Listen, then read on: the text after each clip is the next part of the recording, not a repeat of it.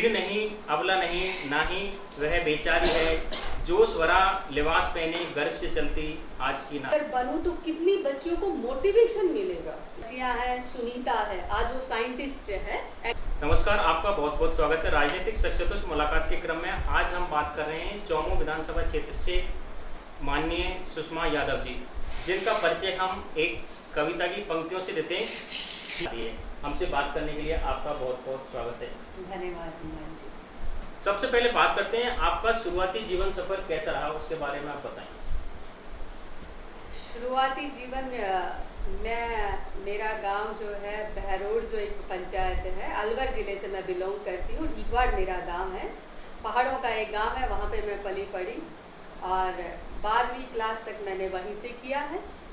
उसके बाद जो मेरा एजुकेशन है, पीजी वगैरह है, मैं जयपुर में आई और वहाँ मेरी पीजी हुई। उसके बाद शादी हो गई और शादी हो के ये जो चौमू है ये मेरा ससुराल है। जो आपकी शुरुआती शिक्षा कैसी रही है, आपको कितनी चुनौतियां रही हैं, आपने उनसे कैसे बाहर निकली, कैसे सामना किया? देखिए, आजकल तो हमारा जो एजुकेशन है, गर्ल्स और बॉयज़ बराबर हैं, लेकिन हम बात करें जब हमारे ज़माने की, उस समय की बात है कि लड़कियों के लिए हायर एजुकेशन तो मुश्किल होता था आगे पढ़ा, क्योंकि स्कूल नहीं होती थी। लेकिन उस समय मैंने और वो भी मैंने 18 ईयर की, जब मैं 18 ईयर की थी मैं एमए प्रवेश में थी और एजुकेशन मैंने ली। उसके बाद मेरी शादी हो गई और जब मैं शादी हुई तो एमए प्रवेश में थी। लेकिन मेरा जो ससुराल था वो एजुकेटेड, मेरी मदर इन लॉ एक उसमें एचएम थी, गवर्नमेंट टीचर थी, तो एजुकेशन का तो वो तो यहाँ तो माहौल था। पर शादी के बाद फिर अमूमन माना जाता है, जैसे गर्ल्स की शादी हो जाती है वो एक हाउसवाइफ की, ठीक है सब हो गया ना कि ठीक है। और मेरा भी वही हुआ कि मैं भी अपनी घर गृहस्थी में और बच्चे हो गए, ये सब रहा और मैंने वहाँ उस समय स्टॉप हो गई मेरी लाइफ में का जो 5-6 साल थे, वो रुक गई मैं। आप जहानवी वुमन एम्पावरमेंट ऑर्गेनाइजेशन से जुड़ी हैं, इसके बारे में आप विस्तार से बताएं, कैसे इसकी शुरुआत हुई? देखिए, मैंने बताया कि मैं शादी होके जब मैं एमए थी, मैंने एमए में ही थी तब मेरी शादी हो गई थी। कुछ साल मैंने घर में बिताए, लेकिन उसके बाद से मैंने अपनी एजुकेशन खुद की भी वापस से शुरू की मैंने। उसके बाद मैंने एमए किया, डबल एमए किया, पॉलिटिकल साइंस में मैंने एमए किया, बीएड किया, एमएड किया मैंने, ये सब मैंने शादी के बाद किया है सब। एमएड किया मैंने, पीएचडी की, नेचुरोपैथी से मेरे पास डिप्लोमा है, वो भी मैंने किया है। तब मैंने लगा कि मुझे एजुकेशन में मैं आई और उसके बाद एक 2011 की बात है कि मैं एक जो हमारी सोसाइटी का था, मैं यदुवंशी जिला अध्यक्ष बनी समाज की और मैं एक सोसाइटी का हॉस्टल चलता था गर्ल्स का, जिसमें मैं गई वहाँ पे मैंने देखा कि अभी भी हम कहते हैं कि महिला फर्स्ट, लेडीज़ फर्स्ट, महिला सशक्तिकरण की बात करते हैं, लेकिन उस समय मैंने जो देखा कि अभी तो बहुत कुछ बदलना बाकी है। महिलाएं हैं, उनको बहुत आगे लाने की ज़रूरत है। अभी उनको अपने अधिकारों के बारे में नहीं पता। ये सब करने के लिए वो एजुकेशन, हायर एजुकेशन, पेरेंट्स सोचते थे शादी हो गई है मैडम, हमने शादी कर दी है, अब अगले जाने, मतलब पेरेंट्स ने शादी कर दी बच्ची की, ठीक है, ससुराल आ गई, पर उसका कौन जिम्मा लेगा? पेरेंट्स ने शादी करके अपने हाथ झटका लिए, ससुराल में आ गई तो ससुराल वाले कह रहे हैं काम करें, है ना। तो ये सब चीज़ें बच्चियां पढ़ना चाहती थी, तो मैंने सोचा कि एक संगठन में ऐसा बनाऊं जो केवल महिलाओं के लिए काम करे।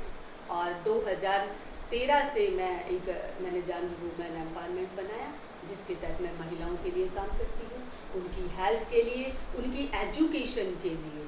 और बहुत सारी महिलाएं हैं जो अपने अधिकार नहीं जानती, जो घरेलू हिंसा की शिकार हो रही हैं, दहेज के लिए बहुत ज़्यादा गर्ल्स जो हैं शिकार हो रही है, उनको पता नहीं, उनको न्याय नहीं मिल पाता कि वो कहाँ जाएं, अपने अधिकारों के लिए कहाँ जाएं। तो मैंने ये संगठन बनाया, जिसके तहत मेरे पास जो बहुत सारी लड़कियाँ आई, आज वो लड़कियाँ कि मुझसे इंस्पायर, मेरे जो हमने संगठन में जो महिलाएं थी इतनी मोटिवेट और इतनी बोल्ड बना पाई कि आज जो मेरी महिलाएं हैं, देखिए बच्चियां हैं, सुनीता है, आज वो साइंटिस्ट है, डिपार्टमेंट में दिल्ली में बैठती है, उसी समय थी एक ममता यादव जो आज बेंगलोर में एक्साइज इंस्पेक्टर है, जिस रूपा जो एक मिडिल भी नहीं कहेंगे, हाँ जब वो मेरे पास आई, बिल्कुल मिडिल फैमिली से भी नहीं, क्योंकि बिल्कुल लोअर फैमिली से बिलोंग करती वो बच्ची, इंटेलिजेंट थी और आज वो डॉक्टर है और उसने MBBS नीट क्लियर किया और गवर्नमेंट कॉलेज ली थी उसने।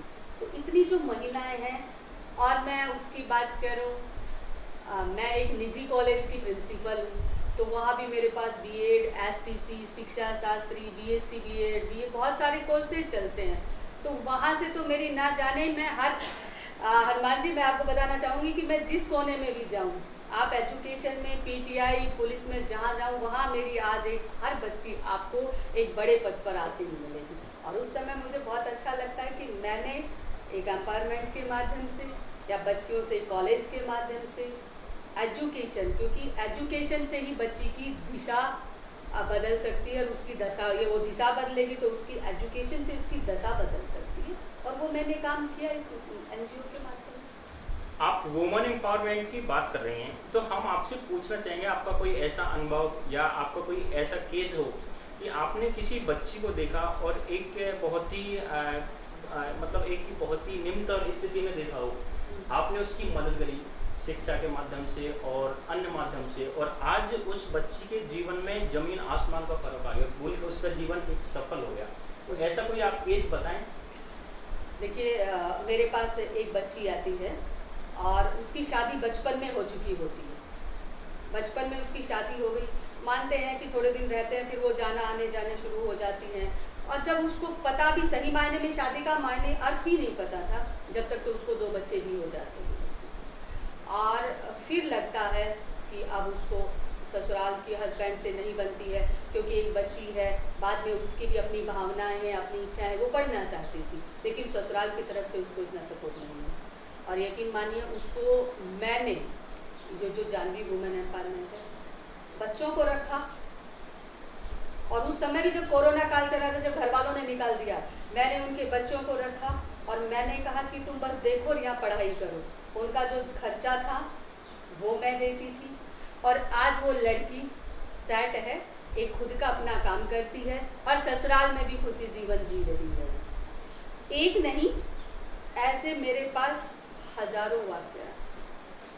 आप महिला सशक्तिकरण की पहल कर रही हैं, महिला सशक्तिकरण का काम कितना हो पाया है, हम महिला सशक्तिकरण देश के अंदर कितना कर पाए और कितना करना बाकी है, इसके लिए सरकारी कदम सरकार के द्वारा क्या क्या उठाने चाहिए और सामाजिक स्तर पर क्या क्या कदम उठाने चाहिए, आप इससे बारीकी से जुड़ी हुई हैं, आप इसके बारे में प्रकाश डालें। क्योंकि जहाँ तक हम महिला सशक्तिकरण की बात करते हैं, तो काफ़ी हद तक महिला सशक्तिकरण हो रहा है। आज की जो नारी है, पुरुष से कंधा मिलाकर साथ चल रही है, वो आज वो उसी अच्छाई से अपना घर संभालती है, तो वो उतनी ही जिम्मेदारी से अपना ऑफिस संभाल रही है। आज की जो महिला है, हर कदम पे पुरुष का साथ दे रही है, वो अच्छे बड़े ओहदों पे आज की महिलाएं हैं। और आज भी कहीं ना कहीं हम देखते हैं, क्योंकि पुरुष प्रधान समाज है हमारा, तो कहीं हमें लगता है कि नहीं ये किताबों में ही चलता है, लेडीज फर्स्ट वाला वाक्य चलता है।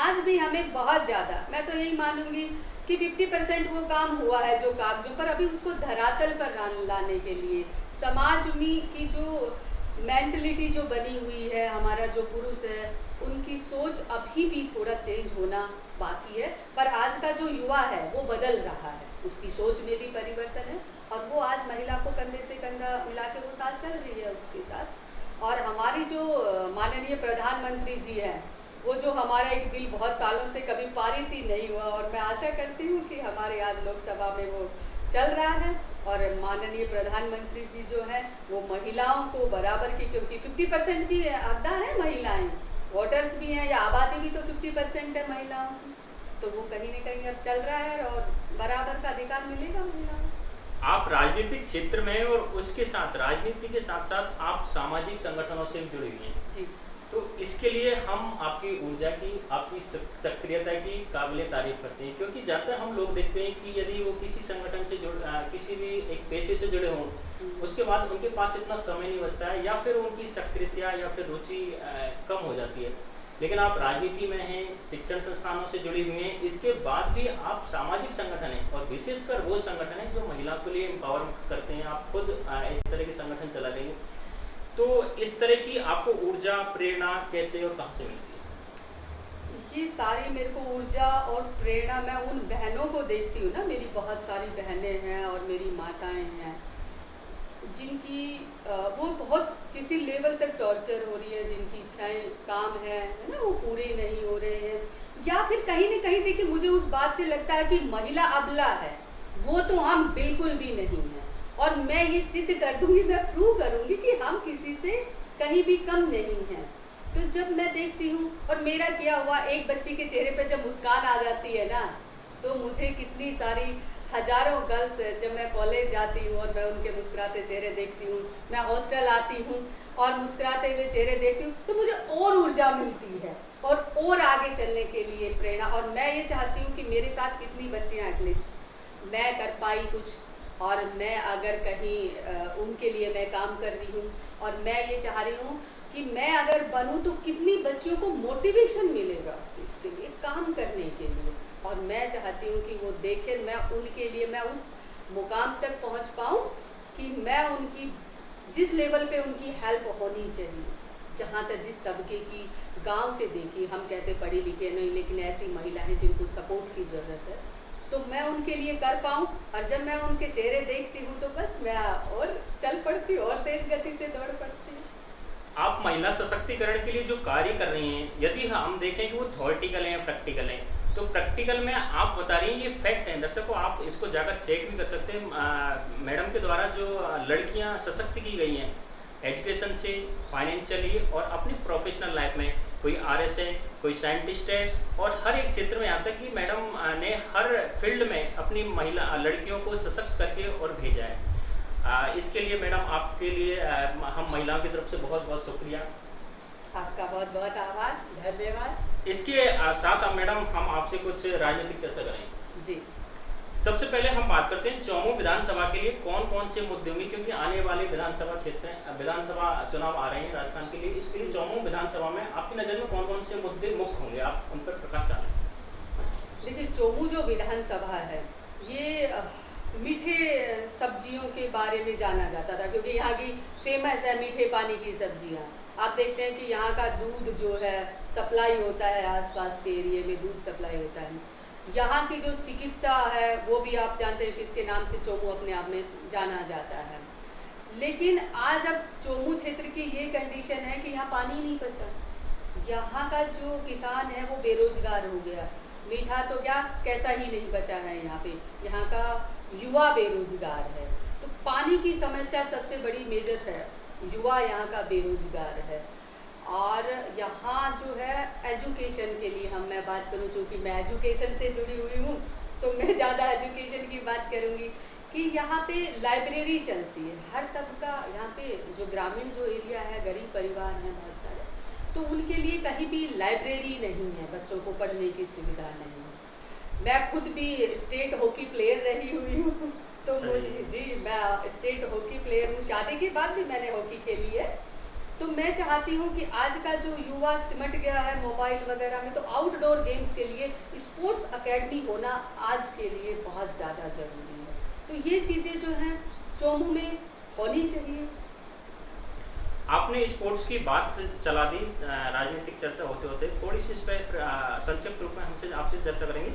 आज के समय में हम देख रहे हैं युवा स्पोर्ट्स से, स्पेशली आप जैसे बता रहे हैं आउटडोर गेम से दूरी बना रहे हैं, तो आप उनका मार्गदर्शन करिए कि युवाओं को ज़्यादा से ज़्यादा स्पोर्ट्स में शामिल होना चाहिए, और विशेषकर आप महिलाओं पे फोकस कर रही हैं। तो महिलाओं को, जैसा कि हम देख रहे हैं महिला एक बड़े स्तर पर हमारे लिए पदक ला रही हैं, चाहे कुश्ती हो या फिर अन्य खेल हो, तो उसके बारे में आप मार्गदर्शन करें कि युवाओं और विशेषकर महिलाओं को इसमें बढ़ चढ़ कर भाग लेना चाहिए।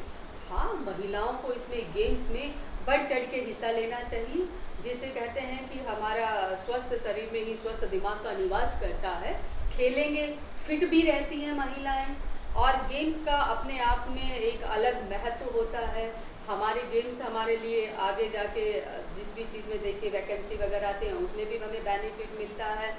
और आज बहुत ज़्यादा ज़रूरत है, क्योंकि आज का जो युवा है गेम्स के महत्व को वो इंडोर गेमों में सिमट गया है। हमारी प्राचीन संस्कृति के हमारे जो गेम्स हैं वो नहीं हो रहे। तो जैसे अगर हर विधानसभा में हमारी ही बात करते हैं हम, स्पोर्ट्स एकेडमी होंगे, तो हमारे पुराने खेल जो कहीं खो गए, जिस तरह से खो खो है, कबड्डी है, ये सारे गेम्स होने चाहिए। और महिलाएं आज बहुत ज़्यादा आगे जा रही हैं। मैं हमारी जिस तरह से जिस मैं कॉलेज में हूँ, मैं कबड्डी खिलवाती हूँ, मैं खो खो खिलाती हूँ। मेरी गर्ल्स जो है मेडल लेके आती हैं और आज वो BPED करके पीट गई हैं। इसके साथ वापस से एक आपसे पॉलिटिकल क्वेश्चन करेंगे मैडम। भाजपा के द्वारा परिवर्तन रैली चलाई जा रही है, उसका चौमू विधानसभा क्षेत्र में कैसा रिस्पॉन्स रहा?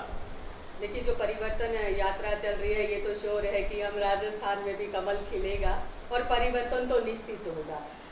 हमारे चौमू विधानसभा में परिवर्तन जो यात्रा थी, हमारी परिवर्तन रैली का सैकड़ों की तादाद में लोगों ने पुरजोर समर्थन किया है।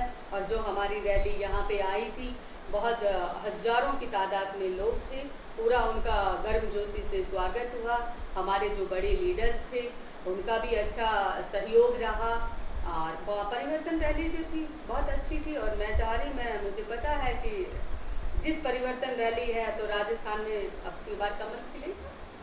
मैडम, आपका बहुत बहुत शुक्रिया। आपसे हमने जो भी सवाल पूछे हैं, आपने सभी सवालों को बिल्कुल स्पष्ट जवाब दिया है। जी, शुक्रिया आपका। इसी तरह आप जुड़े रहिए हमारे साथ और मिलते हैं अगली बार एक नई राजनीतिक शख्सियत से। तब तक धन्यवाद।